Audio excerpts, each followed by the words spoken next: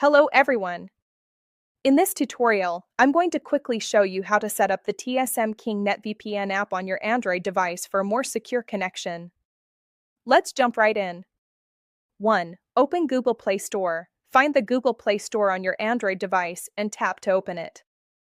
2. Search for TSM King NetVPN. Use the search bar to type in TSM King NetVPN. 3. Install the app. Tap the Install button to download and install the application.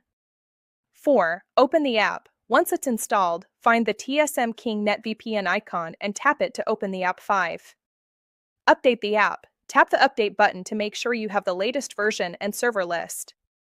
6. Select a server. Tap on the area where you select your server. 7. Choose Auto Server. Choose Auto Server for the best automatic connection.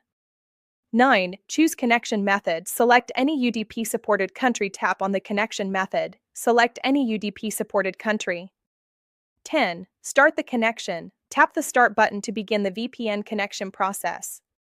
11. Verify connection. Make sure the connection is stable and secure. You should see a VPN icon in your notification bar. And that's it. You've successfully set up TSM King NetVPN on your device. Enjoy your safer browsing.